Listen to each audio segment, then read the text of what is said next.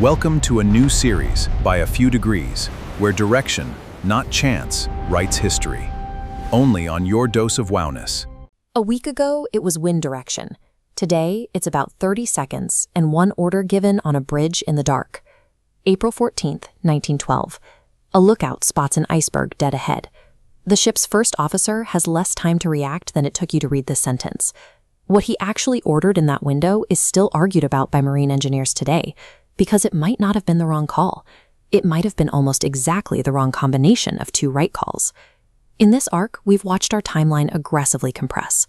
We went from the sudden impact of an asteroid on day 21 out to billions of years of geologic context on day 22, down to a single week on day 23. Now we are looking at roughly 60 seconds. This is day 4 of By a Few Degrees. If you're just joining us, we're 10 episodes into proving that history keeps turning on a matter of degrees. Subscribe so you don't miss where this goes next. With a ship weighing over 46,000 tons, traveling at roughly 22 knots, First Officer William Murdoch had perhaps 30 to 40 seconds to act. Under intense pressure, he issued a helm command of hard-a-starboard, combined immediately with an order to the engine room for full astern. Take a look at this animated diagram of a 1912 tiller steering mechanism because it clears up a massive misconception.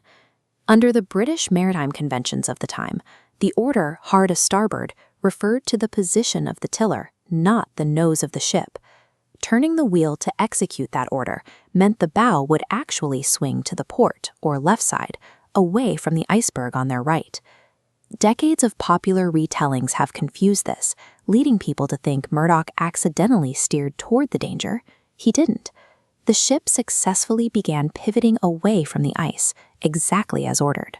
So, if he gave the correct order to steer clear, why do modern marine engineers still scrutinize this exact combination of actions? It comes down to what happens when you try to steer and hit the brakes at the exact same time.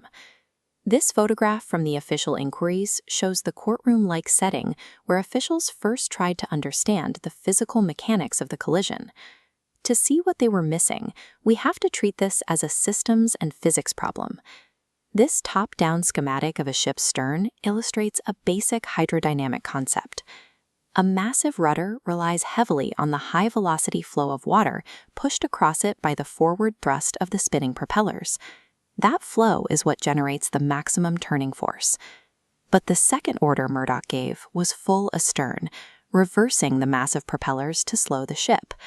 Throwing the engines into reverse actively disrupts and chokes off that smooth, high-speed water flow, creating chaotic eddies right where you need clean pressure.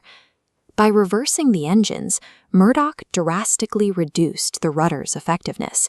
He starved the ship of its turning rate at the exact millisecond he needed maximum turning force to clear the ice.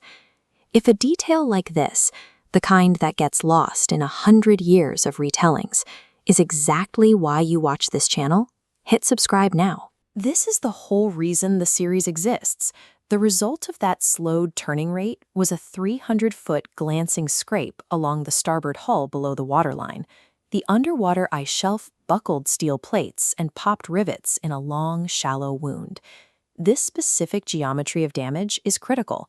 The Titanic had a robust safety margin for its era, fully designed to stay afloat with up to 4 of its 16 watertight compartments flooded.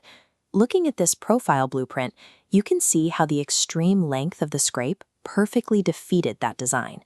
The glancing blow breached 5 to 6 compartments, just pushing the ship over its architectural safety threshold. Because the damage spanned so many sections, the sheer volume of water entering the bow caused the ship to pitch forward. This allowed water to spill progressively over the tops of the internal bulkheads, which weren't built tall enough to contain a flood of that specific width, spilling into the next compartments until the vessel sank. The intuitive, textbook-correct desire to steer away and hit the brakes accidentally engineered the exact geometric damage profile required to bypass the ship's failsafes. Marine engineers and historians have rerun this 30-second window dozens of times over the past century, changing just one variable at a time to see what might have happened. This side-by-side comparison models the turn-only scenario. The theory here is that keeping the engines full ahead, rather than reversing them, might have maintained maximum rudder efficiency, providing just enough turning power to swing the stern completely clear of the ice.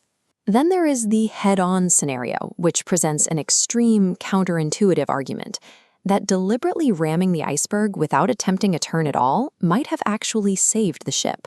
A direct head-on impact would severely crumple the bow, causing massive localized damage. But crucially, it would likely restrict the fatal flooding to only the first 2 or 3 compartments, preserving the integrity of the side hull and keeping the vessel well within its safety margin. None of this places personal blame on Murdoch. He utilized the absolute best maritime training available in 1912. The tragedy is that human procedural instinct fatally conflicted with 46,000 tons of hydrodynamic reality. But this remains a live technical debate. Other experts argue that at 22 knots, with less than 40 seconds of warning, no single alternative order was guaranteed to prevent catastrophe. The ship's momentum and turning radius may simply have been too large for the distance remaining. So, the most famous shipwreck in history might have been caused, in part, by the exact combination of orders that felt safest in the moment.